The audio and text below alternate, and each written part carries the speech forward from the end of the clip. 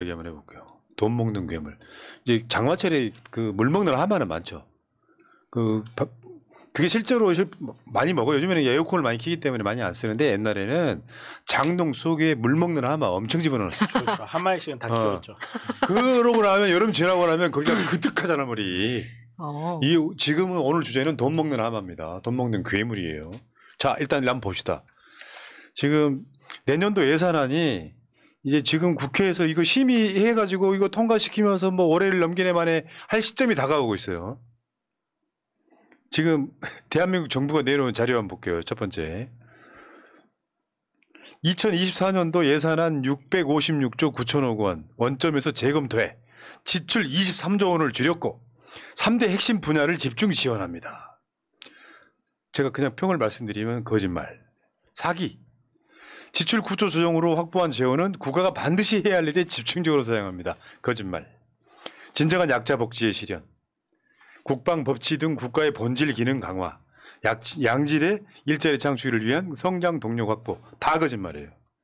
말은 저렇게 하는데 실제로 행동으로 옮기지 않고 있을 뿐더러 실제로 저렇게 움직이고 있지도 않아요. 다 거짓말이에요. 왜 거짓말인지를 소개를 해드리려고. 이게 뭐냐면은 좀 더 정확히 말하면 윤석열이 무능해가지고 문재인 정부 때는요. 문재인 정부의 기재부, 홍남기 등이 세수 예측을 잘못해가지고 한 50억을 남겨서 윤석열 정권에 줍니다. 50억이래. 50조를 줍니다. 큰일 날 뻔했네요. 줍니다. 근데 윤석열은 정권하고 잡자마자 전 정부가 돈을 너무 많이 펑펑 써버려가지고 곳간이 비었다라고 거짓말 선동을 해요. 말하자면 큰 틀에서 이 이야기 쉽게 설명을 드리면 국가 예산이 많아진다는 건 세금을 내는 사람이 많아야 되는데 세금을 누가 많이 내느냐. 돈 가진 자들이 낼 거 아니에요. 그래서 가진 자들한테 세금을 줄이려고 하다 보니까 건전재정이란 말을 쓰면서 노인네들을 현혹시키는 거야. 야, 우리는 돈 적게 쓰는 정부야. 쓸데없는 돈 안 써. 그러다 보니까 그 노인네들 찍어준 노인네들의 경로당 난방비를 삭감시키는 그런 구조거든요. 결국 돈 가진 자들이 세금을 적게 내겠다라고 하는 것을 둘러치고 맺히고 해서 대국민 사기를 치고 있는 거예요. 여기 보면 아까 진정한 약자 복지라고 이야기했잖아요. 진정한 약자 복지란 말이 성립을 합니까? 왜냐하면 어디까지 약자인데. 그렇죠.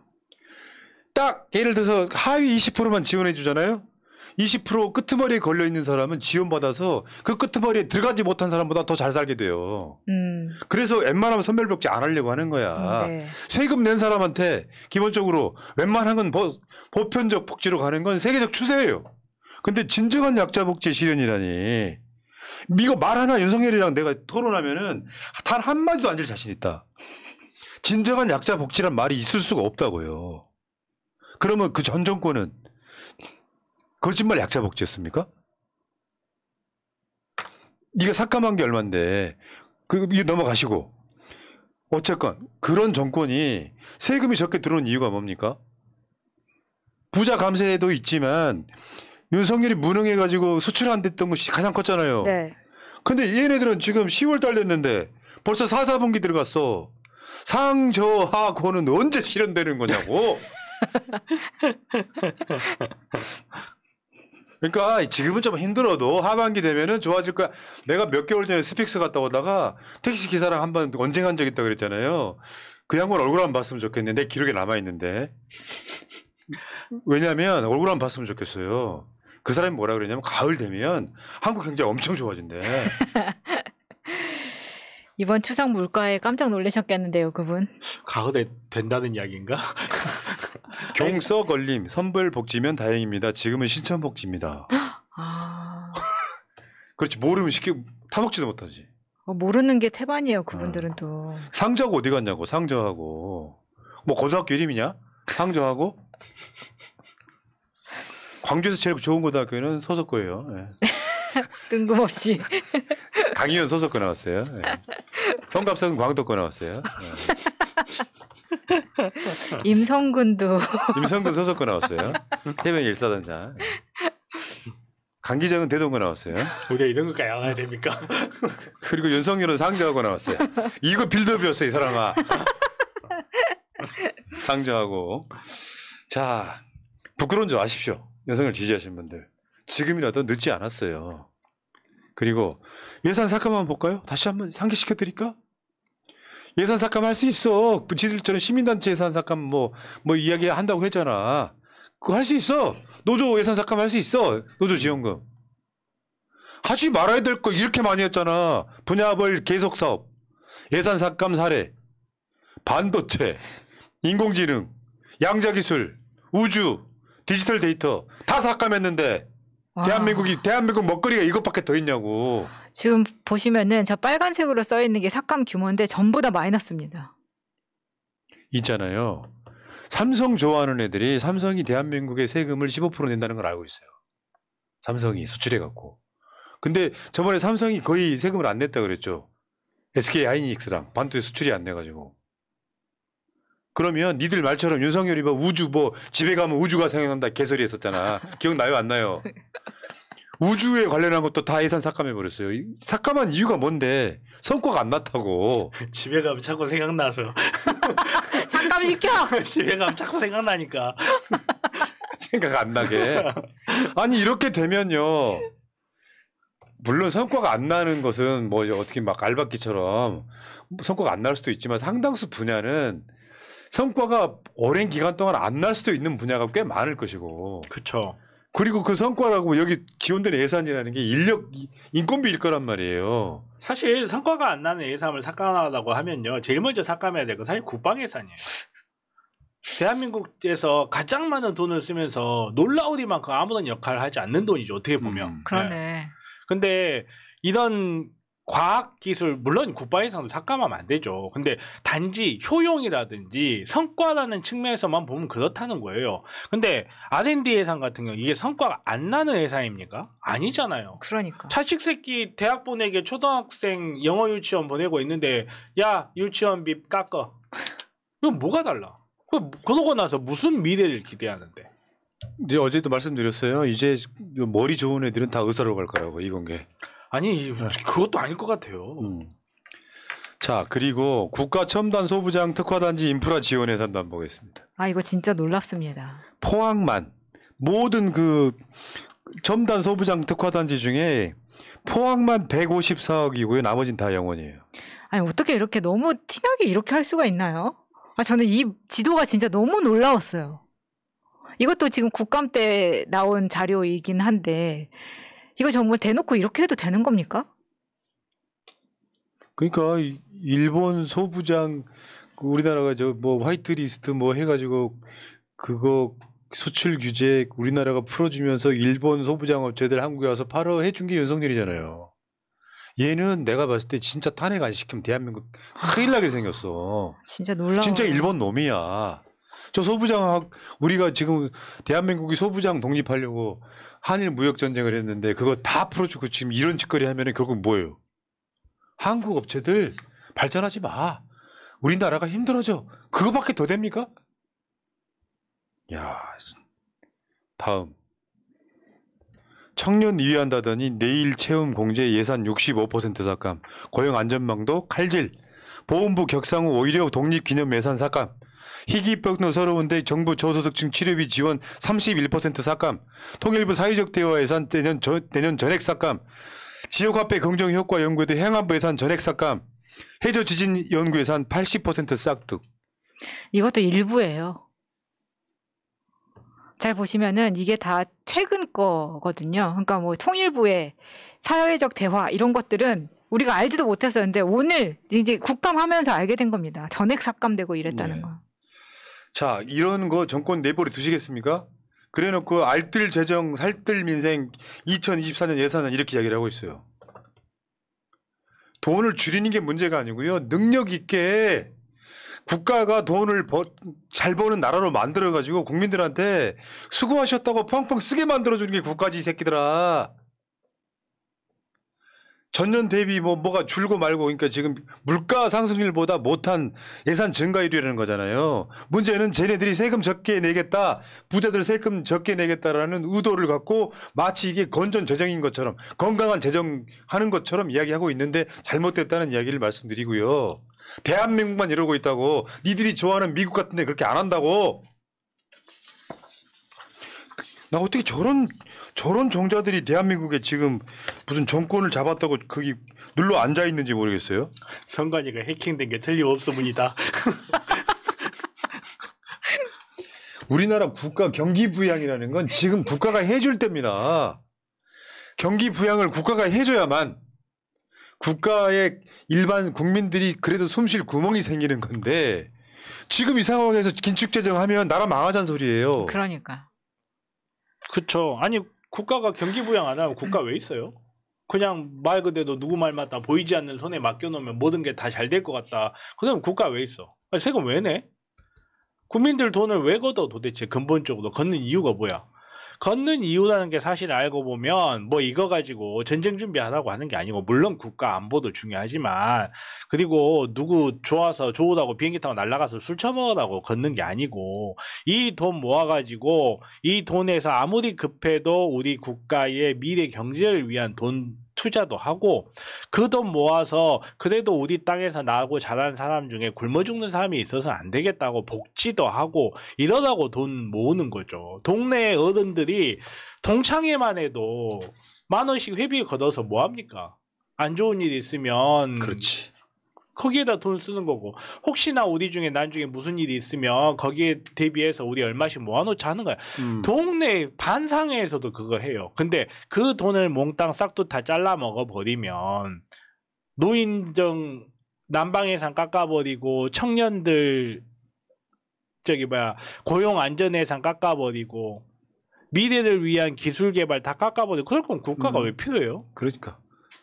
자 계속 한번 다른 도표를 한번 볼게요. 연도별 국가연구개발 R&D 투자비 추이. 저렇게 꺾이는 건 우리나라밖에 없습니다. 그게 뭐냐면 당연히 R&D 예산이 원래 한국이 고도 성장하는데 가장 많이 기여했던 게 R&D 그렇죠. 예산이에요. 그러니까 저거는 대기업 지원도 포함되어 있긴 한 건데 그래서 계속해서 기술을 발전시켜가지고 반도체 최강국 이렇게 되면서 한국이 반도체뿐만 아니라 배터리라든지 자동차라든지 다 그런 식으로 발전을 했거든요.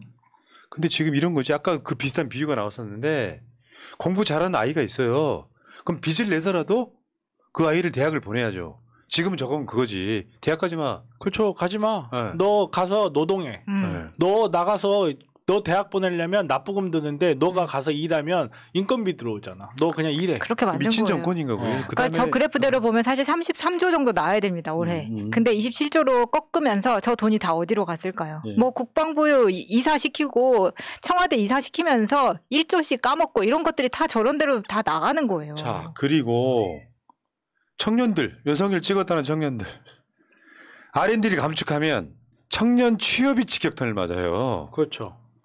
이공계 일자리 예산이 80% 깎였습니다.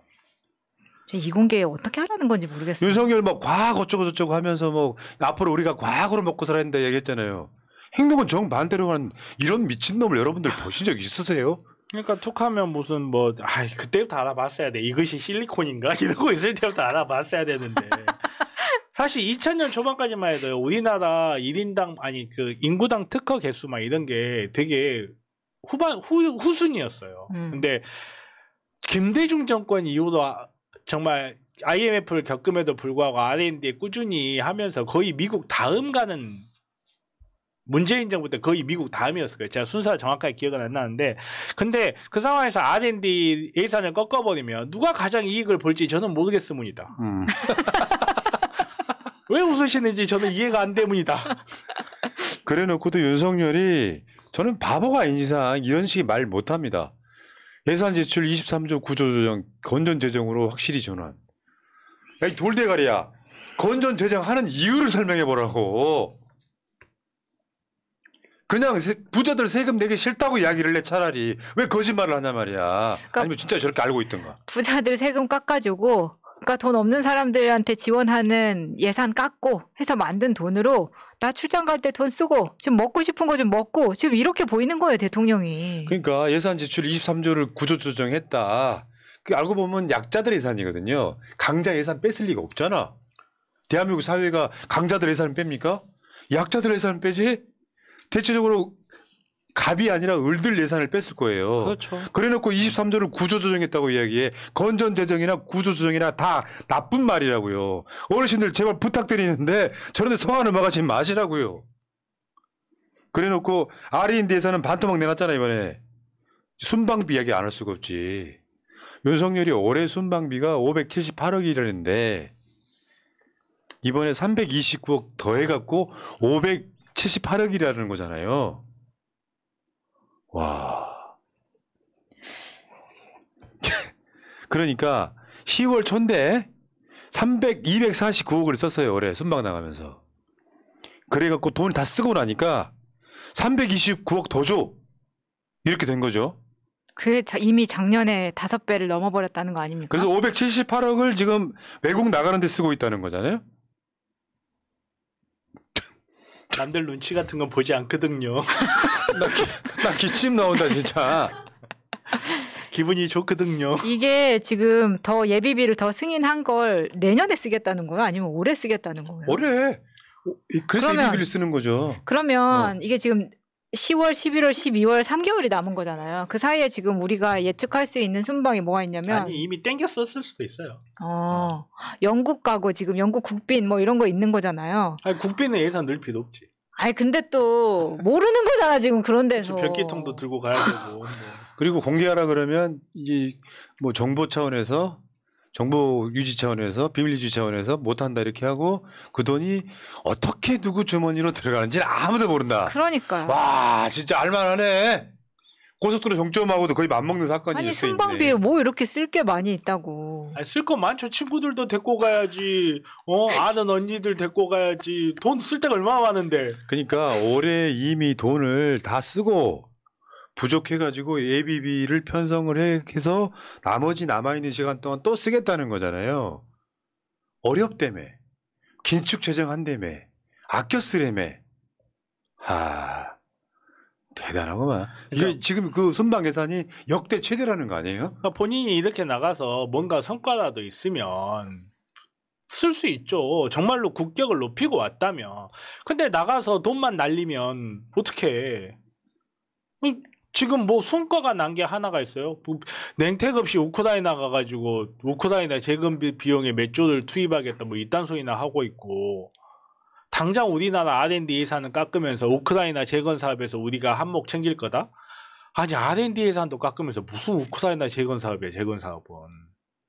응? 지금 이 상황에서 뭘 할 수가 있냐고요. 아까 만화 그다 다시 한번 볼게요. 순방비를 왜 이렇게 많이 쓰시는 겁니까? 기분이 좋거든요. 좋아요 좋아. 네. 남들 시선 따윈 신경 쓰지 않거든요. 네. 근데 이게 지금 거기가 쓴 비용을 어디다 썼는지 또 정보공개 청구하면 안 해주겠죠? 안 해주죠. 특활비처럼? 네. 저번에 부산에 가서 횟집에서 그것도 지금 법원 판결이 나왔는데도 지금 공개 안 하고 있는 거 아닙니까? 그 이번 정권 때나 가능한 거지. 끝나면 사실 네. 털리는 거잖아요. 어쨌건 제가 겁이 봤을 때 없네요, 윤석열은 진짜. 지금 범죄를 저지르고 있다고 해도 과언이 아닐 정도예요. 물론 성과가 좋으면 돈 펑펑 쓰라고 하지 국민들은. 그러니까. 얼마를 써도 좋으니까 가서 갈 때마다 한 10조 원씩 벌어와. 이걸 하면 사람이 하겠지만 그렇죠. 환호성을 지르지. 부산 엑스포 유치할 가능성도 없는데 무슨 기네스 기록 세운답시고 육개장 처먹고 앉아갖고 뭐 몇십 개국 나라 만나면 그게 그렇게 돈 쓸 일이에요? 그리고 우크라이나 등에 퍼준 돈 생각해봐요. 3조 2천억. 우크라이나만 있는 게 아니라 몇 나라들 전부 지원해준다고 막 했잖아요. 그렇게 따지면 윤석열이 밖에 나가서 저 돈 578억에다가 더 하면은 수조 원대가 돼버려요. 그렇죠. 사실 실체도 없는 거거든. 그렇죠. 우리나라가 얻어오는 이득이 뭔데? 우크라이나한테 퍼주는 만큼 중국한테 우리가 손해를 보는데. 이 인간 진짜 영업사원 1호. 나 환장하겠다 진짜. 하나 더 빨리 진행할게요. 지금 여러분 용산으로 가면서 청와대를 국민 품에 돌려준다고 그랬잖아요. 청와대가 워낙 시설도 좋고 역사도 있고 거기 안에 막 숲도 있고 막 그래서 시민한테 돌려주겠다고 했잖아. 그리고 용산으로 나갔잖아요. 네. 근데 이번에 규정을 바꿨어. 대통령실이 청와대를 쓸 수 있을 때는 쉽게 표현하면 집회랑 비슷해요. 쓰고 싶을 때 쓰게끔 규정을 바꾼 거예요. 원래는 별개잖아요. 그럼 용산 대통령실에서 청와대라고 하는 국가적 공간을 쓰려면 허가를 맡아야 되잖아. 네. 근데 마치 집회 신고제랑 비슷해요. 나 쓸게 하면 쓸 수 있게 만들어 놓은 거예요. 그러니까 용산도 쓰고 청와대도 쓰겠다는 거죠. 그렇지. 이러려면 용산을 왜 갔습니까? 1조씩이나 들여가지고 이 난리를 치고. 아 진짜 이거는 탄핵으로 끝날 일이 아니에요. 탄핵으로 끝나면 안 되지. 수사해야지. 혹시나 아파서 죽지는 마세요. 수사를 해야 되니까. 저는 아무 누구라고 말도 말 안 하지 했어요? 않았습니다. 저는 아무 말도 하지 않았습니다. 저 정말 프랑스에서 단두대도 수입해 오고 싶네요. 용도는 말하지 않겠습니다. 제 얼굴 좀 가려주세요. 봐봐요. 운영 규정 개정한 거. 대통령실과 관련된 장소 사용에 대해서는 사용 후에 사용 내역을 즉시 통보함으로써 장소 사용 허가 신청과 장소 사용 허가가 이루어진 것으로 본다. 쓰고 싶을 때 써 이런 거거든 지금. 그러면 돌려준 게 아니지. 왜 생각해봐요. 영빈관이나 상춘제라든지 여러 장소가 있잖아요. 뭐 국민들이 그날 뭐 청와대를 보러 들어갔는데 상춘제랑 영빈관만 못 쓰는 게 아니에요. 대통령이 행사에 있다고 하면 입장 자체가 안 되는 그렇죠. 거죠. 주위를 다 막는데 그렇게 치면 대통령이 살던 관저 외에는 지금 자기들이 다시 다 쓰겠다는 거예요. 왜냐하면 대통령실에서 다 커버할 수 없는 그러니까 영빈관이나 상춘제를 써보니까 이게 각국 정상들 왔을 땐 쓸만하거든. 그러다 보니까 따로 대통령실에서 호텔이나 이런 데를 대여해서 쓰면 돈이 또 들어가니까 청와대 쓰기가 너무 좋다는 걸 알게 된 거예요. 그러면 다시 들어가든가 기어 들어가든가 뭐야 이게. 그러니까 무능해도 이렇게 무능할 수가 없고요. 나는 윤석열은 진짜 기네스 기록 하나 세워야 된다고 생각해. 가장 빨리 탄핵된 새끼. 뭐 이게 말이 됩니까 이게? 허무할 정도네 진짜. 진짜 허무합니다. 여기까지. 자, 김은경님 민주과에 오신 것을 환영합니다. 빌리맨님 진기훈 후보 압도적 승리를 미리 축하합니다. 예. 당선 축하하셔도 될 것 같아요. 지금 분위기엔 진다는 건 없고요. 얼마로 이기느냐의 문제겠고. 이성진님, 정변님 감사합니다 하셨습니다. 고맙습니다. 센스쟁이들. 자, 다음 주제로 갑니다.